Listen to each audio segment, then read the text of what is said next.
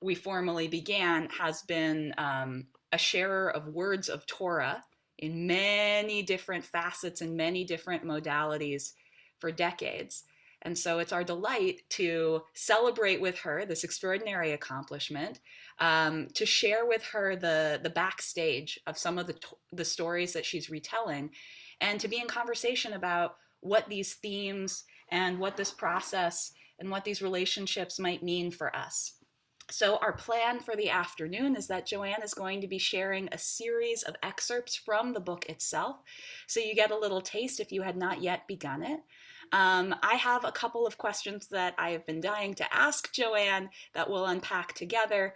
And of course, plenty of time for an open conversation, questions, reactions, comments, and do enjoy your lunch, drink, eat, take a deep breath, and simply enjoy, because this is a glorious work of art.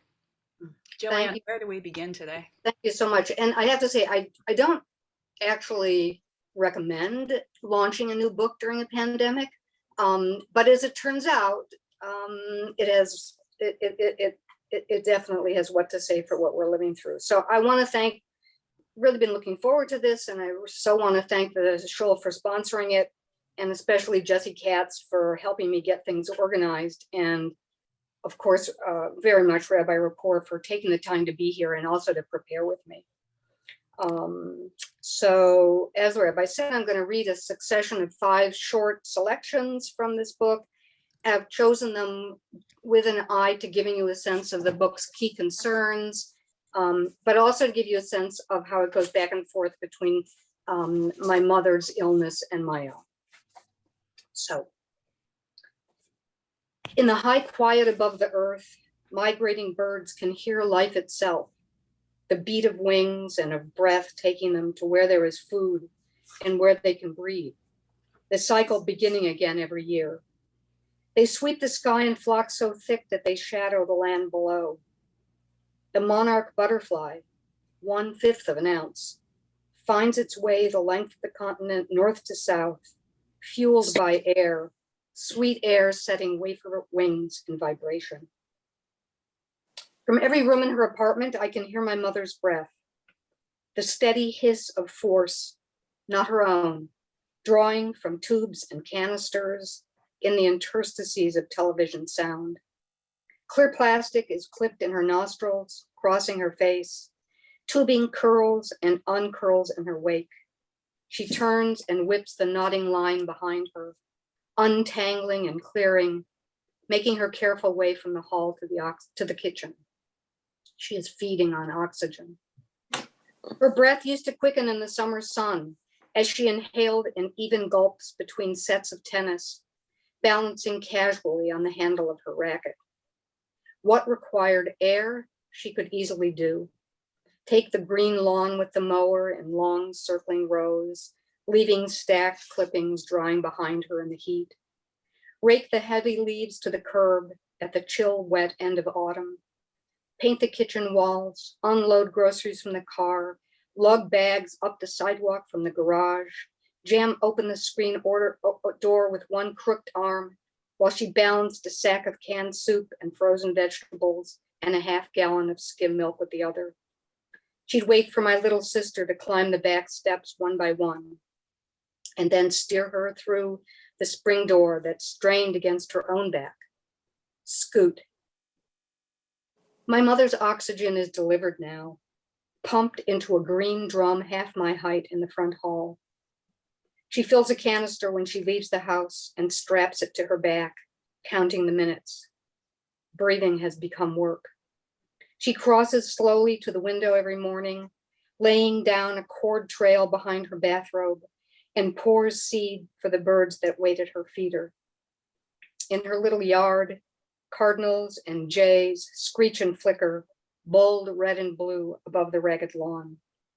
They dive and grab for what my mother gives them, recklessly leaving a cloud of discarded husks, squandering the fresh air. In April, my mother told me that what was making me sad was my own mortality. And by July, it turned out that she was right. I was rounding the corner on my 5th year of writing about my mother's chronic respiratory illness. And in a moment, without warning, I was facing the true fact that I could die before she did.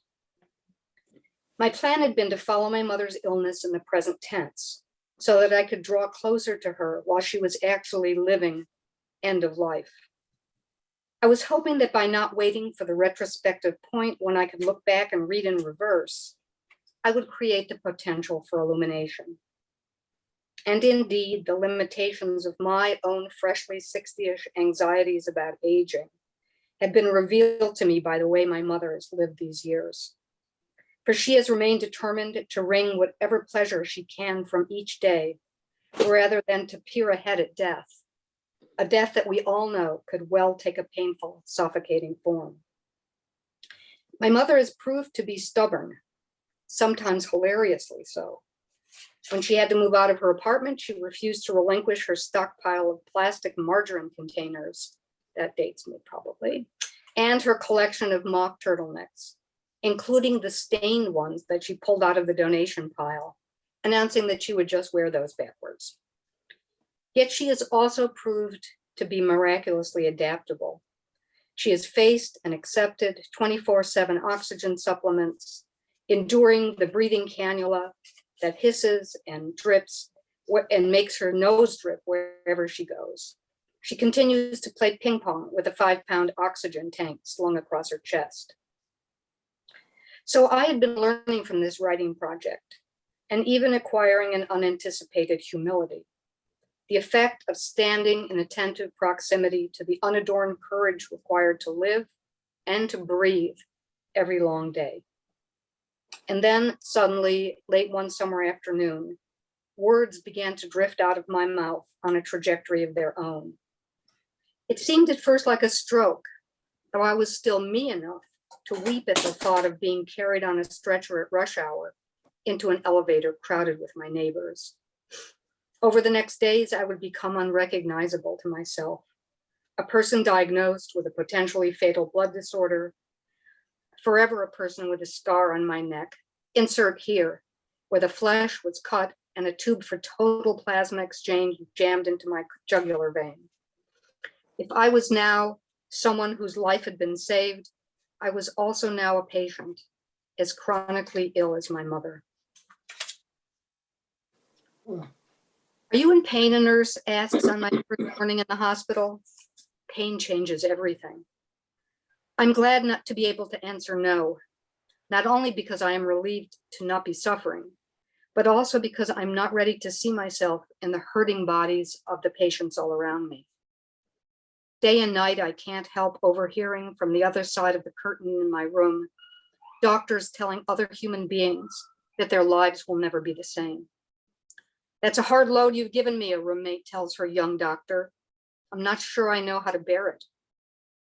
Would turning up the volume on my TV be disrespectful, or just the right signal to transmit over the airspace between us? My recognition that listening to this conversation is wrong. Good morning, Miss Joanne, the mother of another roommate, a young woman whose excruciating sickle cell anemia has relapsed, greets me.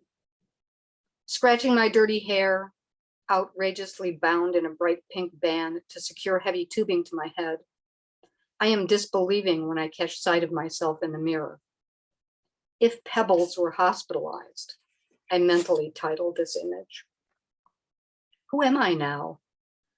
One night, an aide wakes me at 3 a.m. and packs up my small stash of belongings while I wrap my arms around myself in the hospital never-nightness, determined not to cry. They're moving me to the oncology ward, where the staff is better equipped to deal with my rare condition. I pad through the halls, wrapped in a pair of flimsy, wrinkled gowns, exchanging stories about the hospital food with other patients in the lounge. I am one of them now. I wear the same uniform as they do. At night in Chicago, my mother and I play Scrabble together on her kitchen table. I stare at the worn squares lined up along my wooden rack, impatiently arranging and rearranging them, but they won't make words. You're too tense, my mother tells me as the minutes pass after her last turn. It's just a game. Her letters clack in a triumphant line across the board, picking up points in every direction. I'm fine, my mother tells me when I phone from home in New York a week later. I've got plenty to do today, more than enough to keep me busy. Today, when the cold is not so bad, she is going grocery shopping. She'll see what's on sale, what kind of fruit is cheap in the Chicago markets in the dead of winter, what brand of frozen green peas has been marked down at the A&P, the narrowing economy of going on. I imagine her lifting the heavy brown bags and unloading them on her kitchen counter. Then she'll have to lie down and rest, get her breath back. On TV, I watch a gull turning slow circles over the ocean's edge, its patient wings making the wind do the work of waiting until it spots what it's hungry for.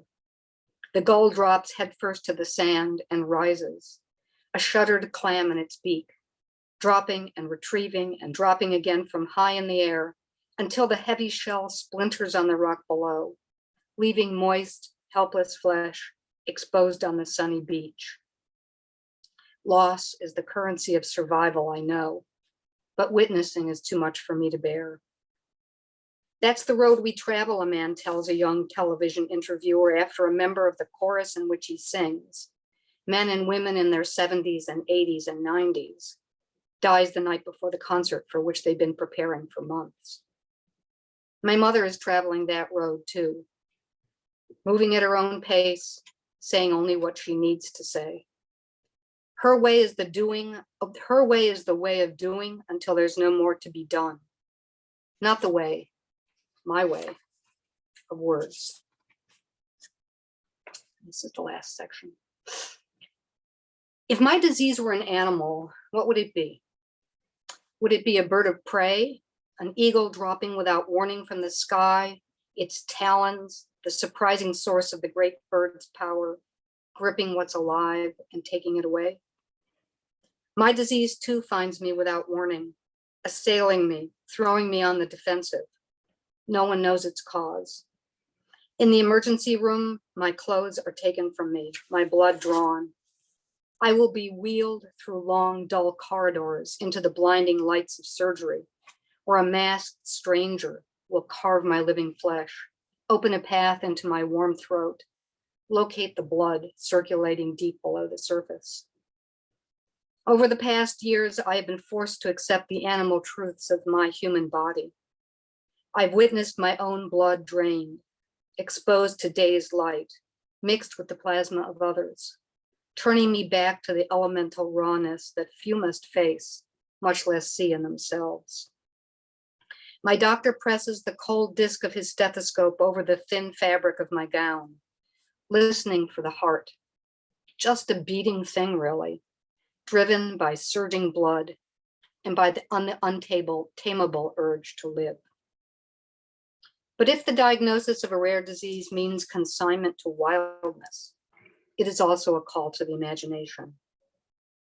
From the deck of a 19th century whaling ship, humans could see the big beasts riding the water, their flesh scarred by encounters with predators, beating maimed fins, dangling embedded harpoons.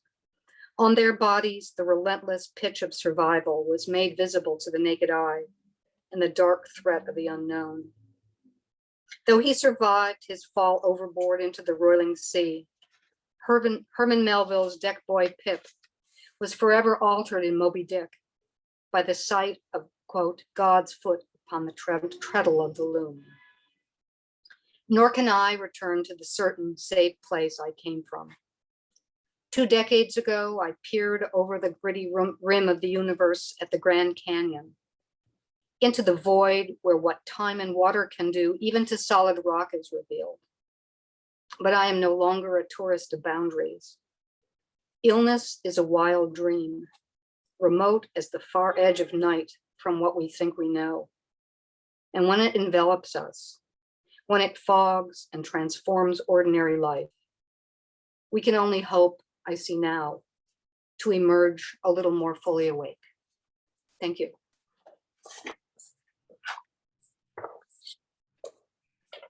Thank you, Joanne.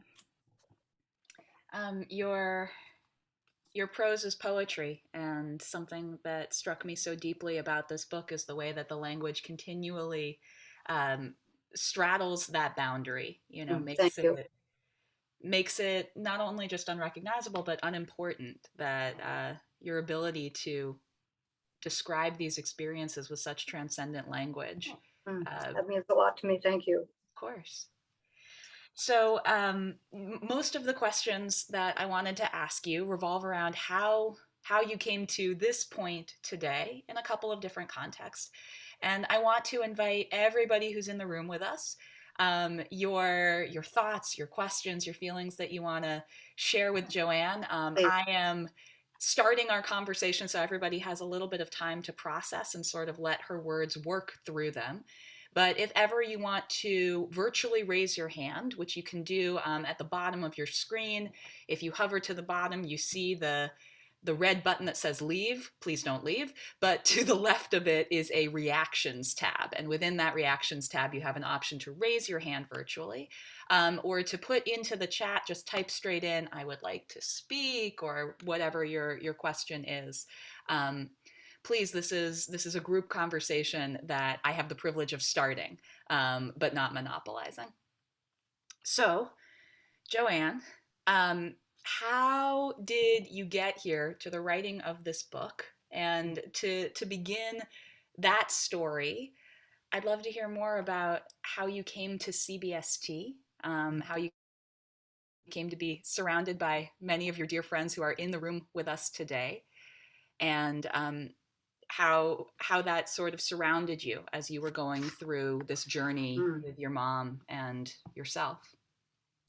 So I came to CBST the first high holidays that I was in New York in 1990 with an old friend, Yael Bat Chava, and we went to services Erev Yom Kippur also with another friend now, Chana Gafni.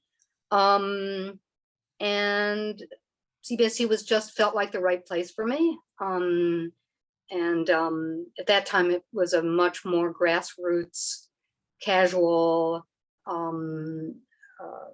community. And in fact, on Friday nights, the different members of the congregation took turns delivering the drash, even after we had hired Rabbi Kleinbaum and had a real rabbi. I got asked to do one of those, and it was kind of addictive for me. I mean, I think I was at a point in my life where I was really ready to break from the academic writing that I'd been doing and that I was depending on to get me tenure. I think it just was to be opened up to the possibility of using the first person, of not having footnotes, of just letting the text take me wherever I wanted it to take me, wherever it felt like taking me, just was really liberating for me. And so I think for me, that was really, really, it was really formative for me as a writer. Eventually, shortly after that, maybe 10 minutes after I got tenure at Yeshiva University, I put aside all of my academic writing. And I kind of had clearly been itching to do this for a while. And I began an essay about my father and books and reading. And I think it took me maybe 4 or 5 years to write that one little essay. It seemed so revelatory of me, so private. And each time I remember writing the first 5 pages and showing it actually to Marsha Melnick and having her say, this is great, but if you could just blow it up in like 4 times as much and talk about yourself, which I thought I had, so really was for an academic, a process of feeling okay talking about myself. Really, I just began writing essays, and right now is kind of, I think other people have called this the golden age of the essay.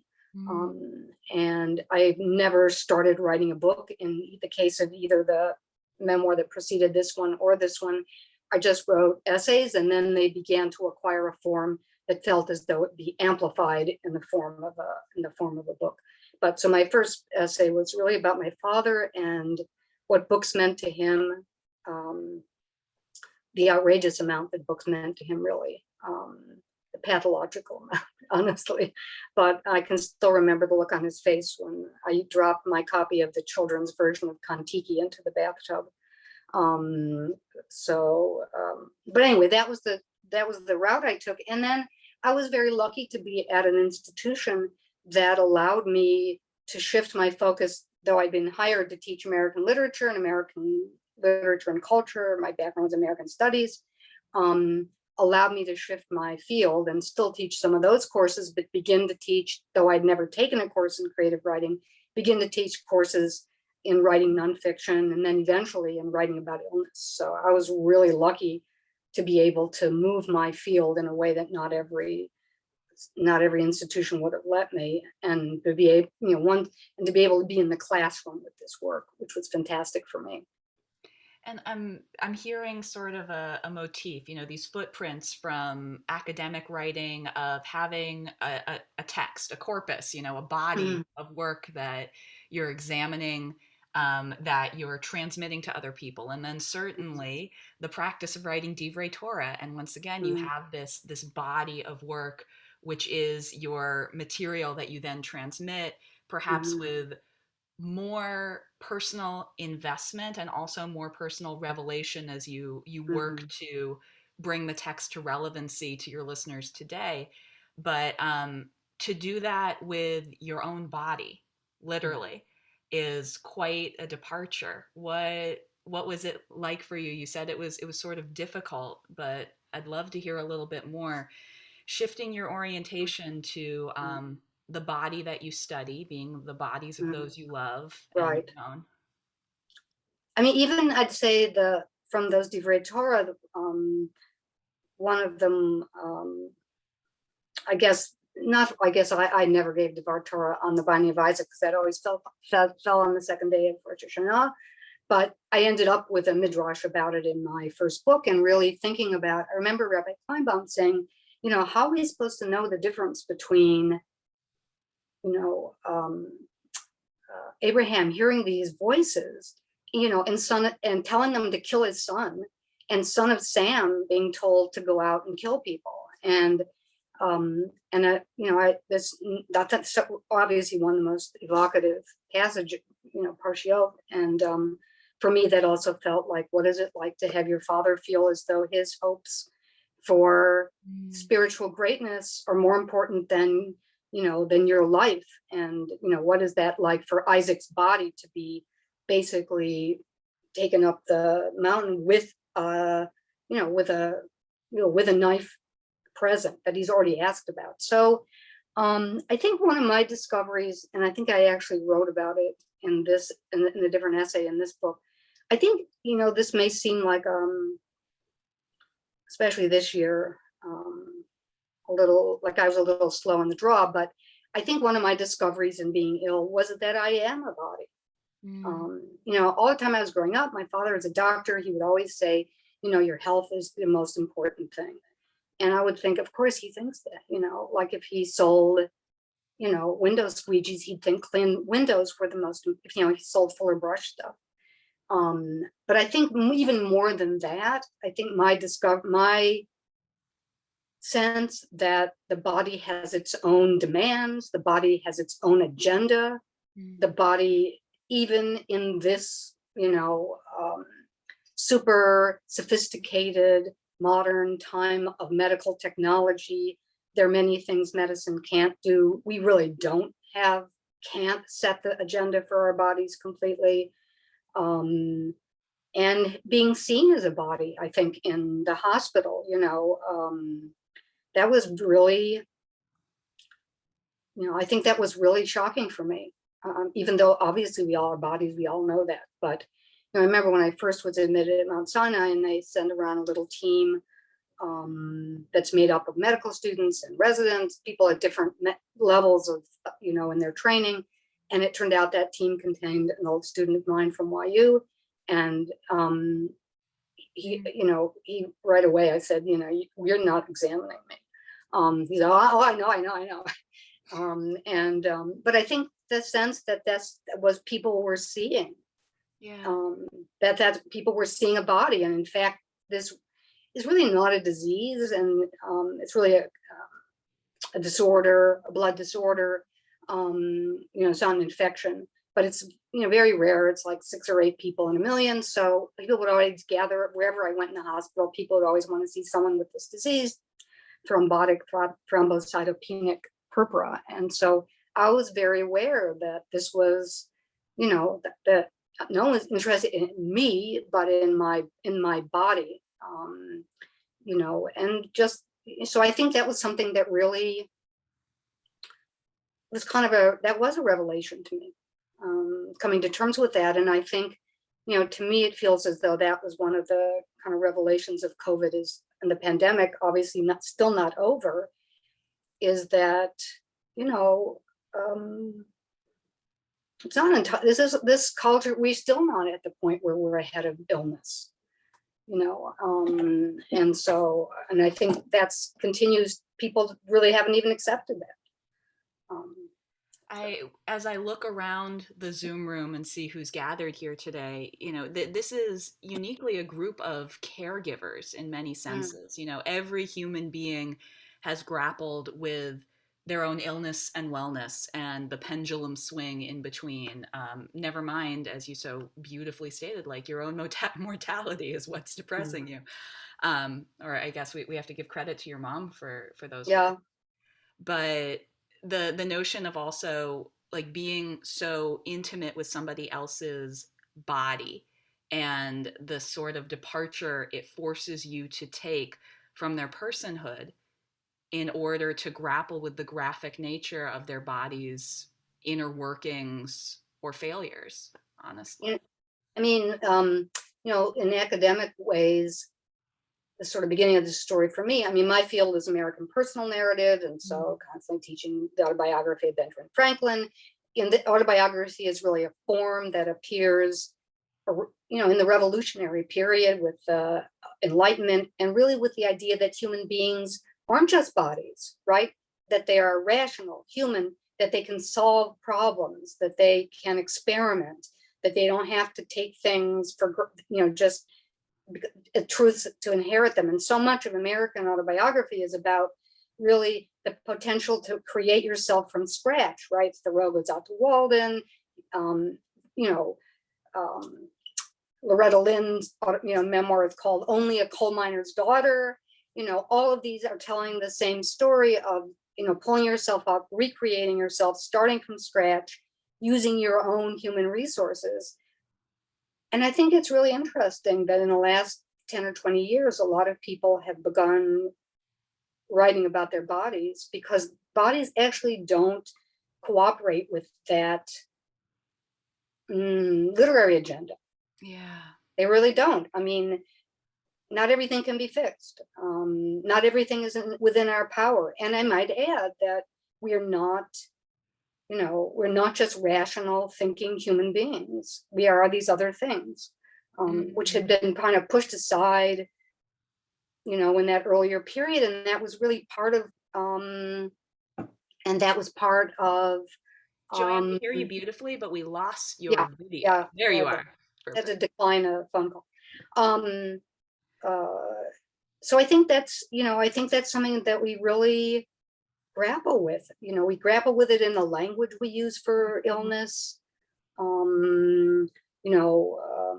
The assumption that if we tell a story, it's going to come to a conclusion. Well, what happens with chronic illness when it just refuses that? It refuses closure. That's one reason why I think the medical profession doesn't love chronic illness, because it's not willing to submit. Right. I see that Harold has a hand raised, so okay. going to invite to unmute. I'm also taking down the spotlights so that everybody can just see who's talking. Sure. So Harold, go right ahead. Joanne, it's lovely to see you. You too. And I will say that while you were reading, I texted Sabrina and I said, wow, this is very strong stuff. I think as Rabbi Rapport said, and I see people nodding, many of us have been through a loved one at home with oxygen and what that means, and our own surgeries, either in the past or recently. And I think that you did, it's really an astounding job. It's a harrowing, really, a harrowing experience to listen to your words in a good way. I'm one of the lucky, I'm one of the lucky ones. Right, in a good way. And I heard an echo in tent of encounter or something, of tent of meeting. And I was wondering if that was a reference to the biblical tent of meeting. And if you brought your Jewish perspective, so many of our prayers in our liturgy and our literature is about ruach, the breath, as life. And your book, from the title to the description, is about breathing. Did your Jewish learning inform this at all, or did writing this inform all of the mentions of breath as the force of life in Jewish texts? I'm laughing, and I can see Joanne's wife Ellen laughing too. That luckily, this is one of the questions we prepared. Thank you. Luckily for me, Rabbi Rapport asked me some questions along those lines to think about in advance, because it's not at the tip of my tongue. I'm not a plant. I'm not a plant. Not tell me that. Yeah, you don't need to be. You know, it's really interesting because I didn't think so much about that question, though it came up. I gave a talk at a Christian college in South Dakota, and I got asked that there. And I realized, wow, I kind of missed out on thinking that. I just hadn't made that connection. But I think that, and maybe this is also in the spirit of the connection you're making.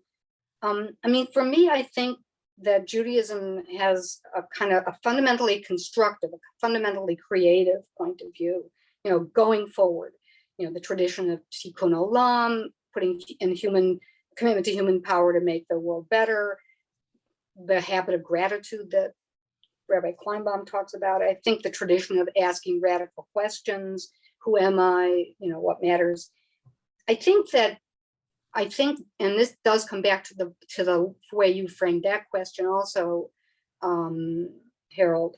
I think that those habits of mind, these Jewish habits of mind, helped to shape my willingness to listen to illness, you know, to be changed by illness. You know, I remember the moment sitting after I'd first, you know, gotten into the hospital, my hematologist saying, and I was obviously completely freaked out. Actually, I never had anything more serious than a tonsillectomy during college before this. But he said, this doesn't have to be your life. But I think I also do feel as though that these are values that have let me listen to my body, let me listen to not just to my body, but to illness itself. And it kind of let illness take me beyond what I already know. You know, and then I guess in that sense, that notion of breath and meditation to deepen me emotionally, you know, to enlarge what I think it means to be human. Obviously also to be hopeful and to be grateful for surviving. And I should, by the way, add, I'm not going to die of this. And in fact, anyone living in a large city in the US is not going to, probably, because now there's 15 years ago, 20 years ago, it was 95% fatal, but now there's this treatment, plasmapheresis. So, but yeah, I think very much that whole habit of mind that took me into a place where I was prepared to be quiet with this and not just think all the time, get better, I hope this doesn't happen again, but to really be with illness, you know, to listen to it, to be willing to be changed by it. And I think I think so. I think that was really important. Thanks for that question. Yeah, go ahead. Are there any plans for recording? I mean, your own voice is so powerful reading your words, which I felt like Rabbi Rapport, it is someplace between prose and poetry. Is there any plan for an audiobook? There is an audiobook. I'm not the person who's Oh, reading okay. it. Okay. But thank you so much. There is this new form called creative nonfiction, and I guess I'm definitely, and a lot of essays employ it, where you are kind of in this distilled quality of, but I'm so glad to hear both of you great reader, both of you also great readers, note that, because it's certainly something that I've hoped for. Thank you, Joanne. Thank you so Thank much. you. And thank you, Harold, for asking questions. If anybody, has something to say to Joanne, whether framed in interrogative or exclamatory, all you have to do is virtually raise your hand or put into the chat what you'd like to say, or just the fact that you'd like to speak. Joanne, you are so careful with your words and with your language. It's evident in your work, and each description is sort of an excavation, and you are particularly careful about the way that you describe illness and wellness. We heard it just now. What is a disease? What is an infection? What is a condition?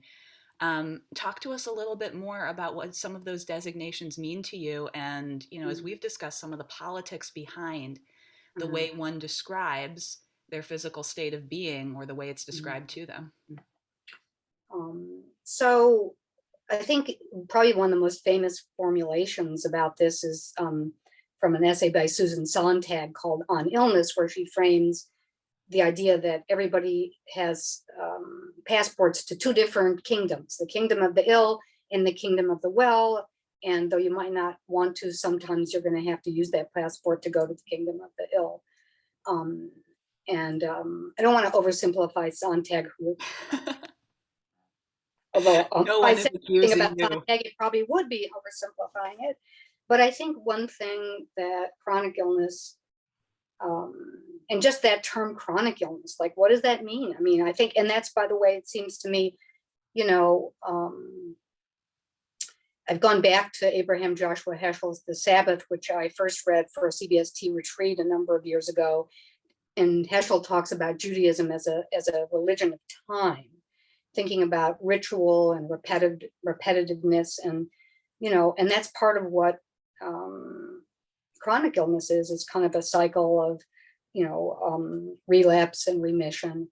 But I think I think that a chronic illness, and I think the presence of so much illness kind of breaks down that binary between the kingdom of the ill and the kingdom of the well. But I think to go back to another part of your question, I think it really does also dramatize how complicated it is for us to talk about illness. Like, I have not had cancer, so I have no right to say what is the right language to use. But some of the conversations about whether cancer survivor is cancer a chronic illness, or does a point come however many years in where people can describe themselves as a cancer survivor rather than a person with cancer or a cancer patient. Those expectations, I think, are very tied in with language. And certainly the militaristic metaphors that you and I have discussed in the past, like the battle against the valiant struggle. Open up the obituaries Times any day, and you'll see people described as having endured or survived, a courageous battle for so many years.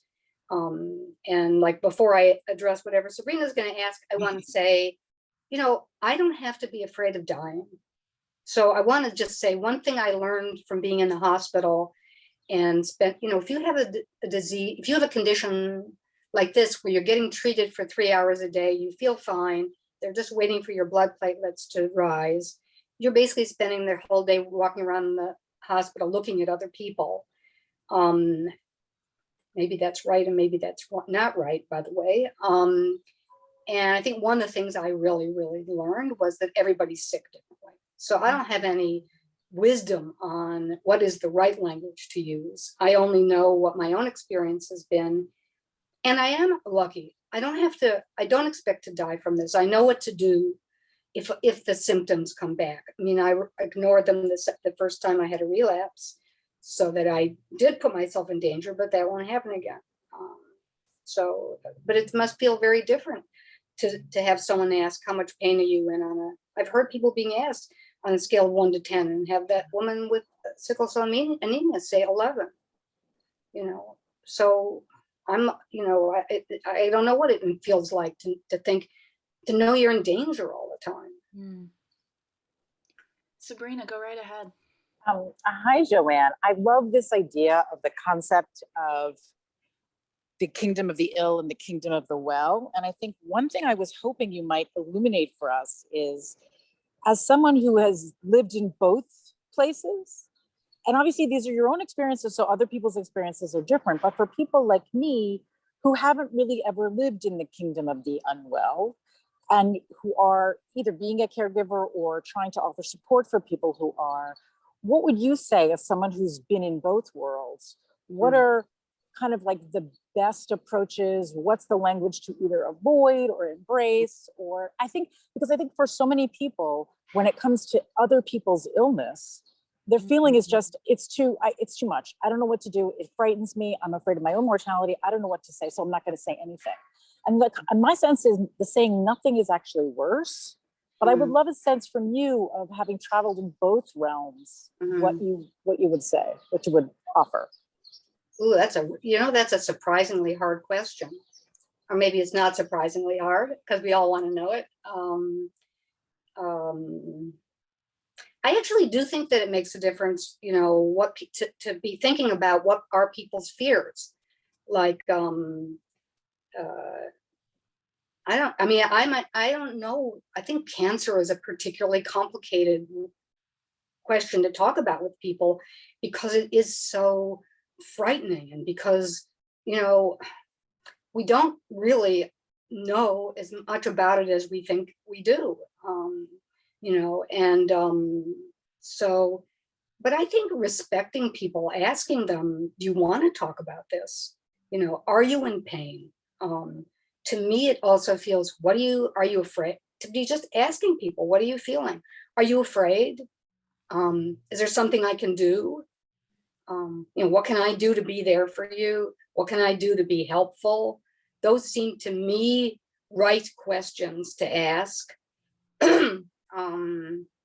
You know, yeah, I think, are you afraid seems to me a great question.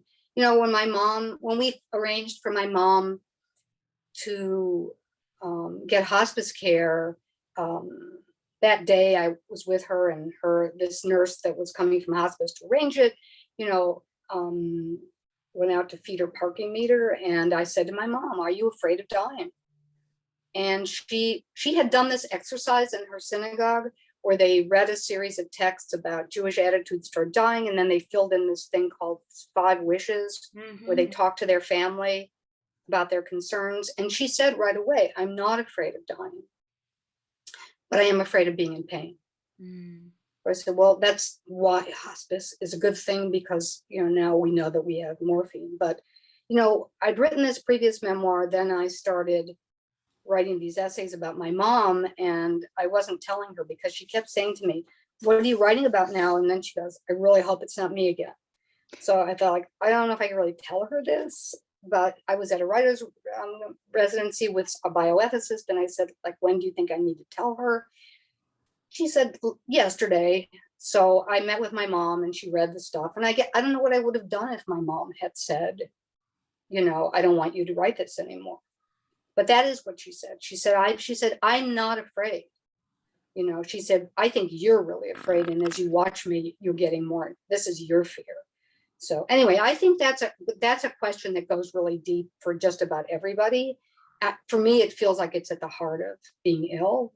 And it seems to me like a question, I think it's a question I would think most people would welcome, because it's hard to start a conversation about what you're feeling about your own illness. I think opening up a conversation, helping people talk, seems to me like a really big gift. Beautiful. And thank you for that question, Sabrina. Yeah. I see Hannah Gaffney, or maybe Barbara Dolgen. So I'm going to ask that whole screen to unmute. and Judy will be right after that. Go ahead. Joy, where are you? Where am I?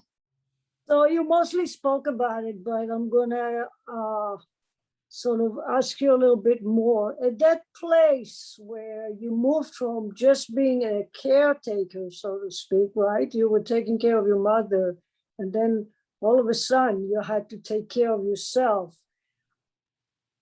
What thoughts did you have in mind, or what sort of washed over you when you realized, okay, now I really cannot, at least in your case, luckily, it didn't last that long in a sense that your condition was not, but you know, that place where you realize, okay, I can't take care of my mother right now. Yep. You know, that kind of That's a in-between great place. question.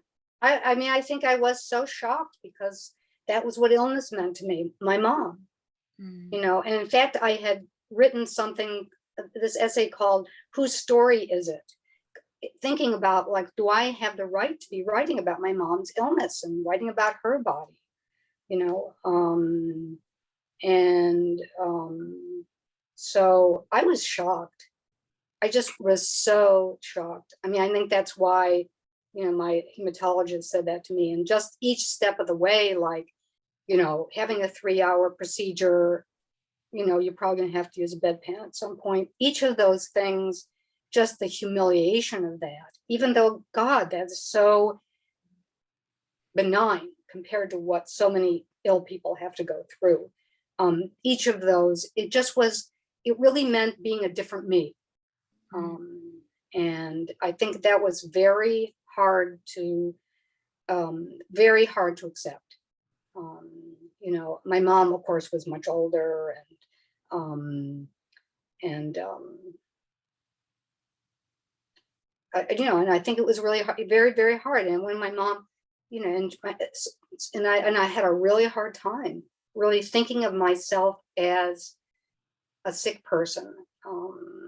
Someone with something that required this, you know, really crazy machine, and being in the hospital. You know, no one's in the hospital for 2 weeks anymore, honestly, for better, or this is before COVID, for better or for worse. Virtually no one's in the hospital anymore for 2 weeks unless they're in a coma. You know, there are exceptions to that, obviously. So, but like thinking of yourself as, you know, as a hospital resident, it's just really, it's an identity shift. It was hard for me, very hard. I wasn't, you know, I was very lucky to have a great doctor and a great wife who came and did a lot of things for me. I love your sentence about it was a different you. Yeah, it was really, resonate with that. You know, my, and I think, you know, I'll just say one more thing, and then Judy, you know, towards the end of her life, my mom fell and broke her pelvis. And there's really nothing you can do about that. Just wait while you're in pain for a long time. And my mom was a really different person. My mom was just a very nice, you know, even-tempered person. I remember our last meal with her, Ellen and me, and my mom ordered soup and like started throwing her little, you know, oyster crackers at us over the table. I mean, my mom was not my mom. And so I think, you know, pain, Emily Dickinson has this line, well, of course, now I can't remember it. But basically, it completely changes everything. It's a world of its own. And to be in the hospital for that amount of time, I want to recognize that Joan was sharing in the chat an experience within Joan's family of a lengthy hospital stay, and how maddening that is the word. I mean, now I'm actually have learned a lot about managing that. You know, about selfishly learning how to get what you want in the hospital, but you know. I see Judy, and right after Judy shares a question, I'm going to invite Noemi to do so, and then maybe Joanne, you can pick, you can choose, you can do a mashup. So Judy, go right ahead. Thank you, Rabbi. Thank you, Joanne. Appreciate, yes, the flowing of your words like poetry, also so beautiful. When you said about the 5 wishes, I wanted to, you know, asking your mother what she was, if she was afraid of dying, and she said more of illness or suffering. I More remember pain. Yeah. pain. I'm thinking about, today at 3 o'clock, we're having this workshop, the What Matters workshop. And it's not so much to promote that, although there's still some space if you wanted to sign up to help you think about advanced directives, but it's more the bravery it takes to acknowledge that we don't have control over everything, and those conversations are important to have. Wonderful that you asked her in a way too. Sometimes it's scarier for us to ask, I really think, I know from my experience with my mom as well, than for or working at the road for many years, of asking people hard questions, and they've thought about it, and it's almost a relief to hear what the answers are. So I think my mom, that really, the courage there is my mom's, because we had all sat together and had this conversation. And even though my mom had answered virtually every question, this is a forum where you talk together, how much pain do I want to be in? How am I willing to be in? What agency do I want to be? Am I willing to live without? Even though my mother answered virtually every one of those questions by saying, you guys decide. Even though she had said that, she had opened up a conversation. And so it felt perfectly reasonable to ask her, are you afraid of dying? Whereas I don't know if I could have done that otherwise, and of course she had already given it some thought.